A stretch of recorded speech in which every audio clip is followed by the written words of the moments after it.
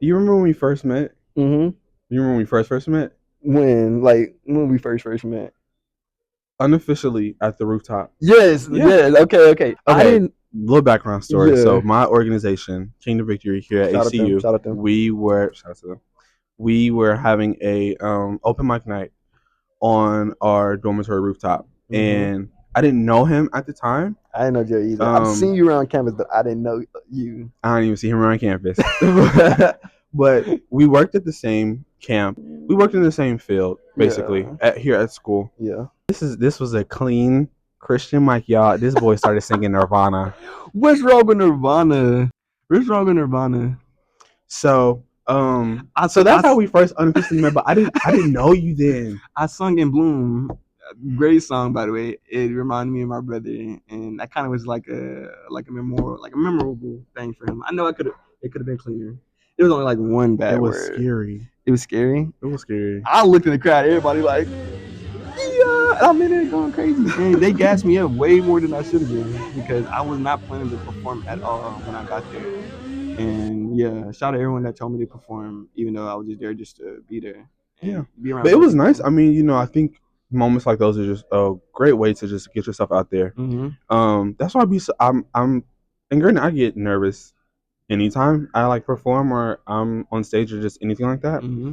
But when I was younger, I used to go to like a lot of performing arts camps, all of that. So like the more you do it, the more you get comfortable, the more it just becomes more easy for you. But the less you do it, the more nerve wracking it becomes. And so it was just like it's very nerve wracking to be in front of people and to just really do your thing. And so I commend you for even doing that. Thank you. And on a Christian clean mic singing Nirvana. Right? And I'm very grateful that I had the opportunity. Shout out Kingdom Victory.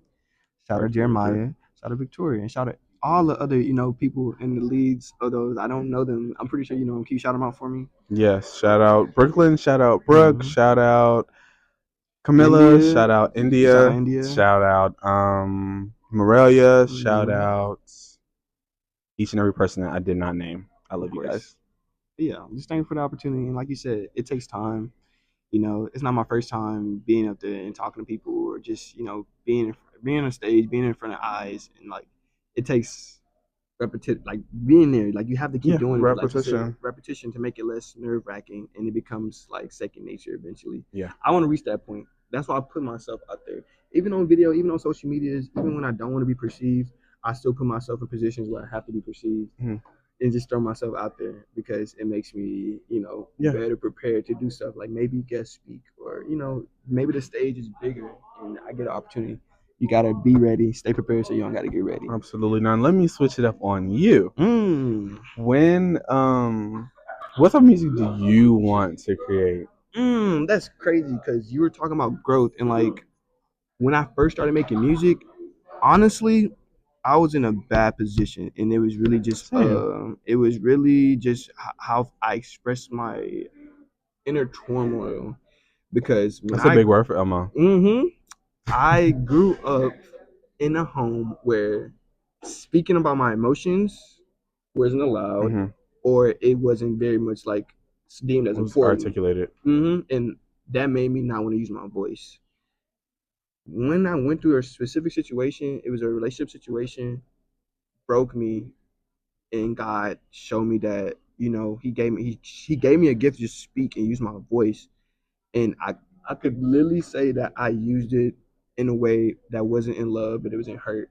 I got on the mic and I'm rapping. It sounds good, but the message is hurt. You were hurt. I was very much hurt. And now when I look back, like you said, it's just who I was. And eventually I want to get to a point where, okay, first, like you said, what kind of music I rapped. That's what I did. And eventually I was like, I want to be alternative. I want to get into instruments. And I want to get into different, I don't want to focus on boom, boom, like beats and, like I want to mellow down some, maybe some indie, maybe some rock. Just explore genres. Because we're not one dimensional. Like we're very much depth, and there's very much depth, and like I ain't figured out because like when I was younger I didn't listen to music either, but I was a very big fan of rock. And how I got introduced to rock was through gaming. Very much gaming's put me on rock music, and I never owned them phones to listen to music. But as I grew older, I hear these songs, I'm like, this is reminding me when I was younger, and it's time, like, Yes. it's healing my inner Full child. circle moment. Yes, it's very much Absolutely. healing my inner child. And when I got there, I'm like, that's the kind of music I want to make. Yeah. So That's so dope. That's so dope. Thank you. That's so dope. And rap, I want to transition to a more alternative, more indie, more rock feel, and more like natural instruments, natural drums, natural whatever. More conscious too. Mm-hmm. Like you said, I want to be more conscious of what I put out into the world. And then what I put out into the world, I want it to be healing, and I want people to listen to it like, I relate.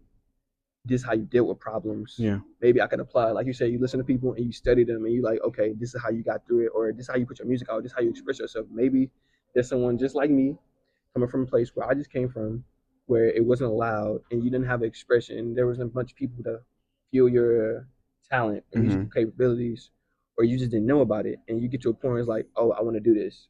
Go for it. Go for it. Yeah. And you just got to start. And, it's not how I wanted to. Like, now I'm looking back, it's like, I wish I did it differently. But now that I know, I want to do better. Yeah. And, like, actively make that change. Yeah. So that's good. Let me put you on game right quick when it comes to music. Now, a lot of people don't realize a lot of the artists that we listen to today, they are putting out, music is obviously a self-expression of feelings and happiness and sadness. Yep. And a lot of us take that in.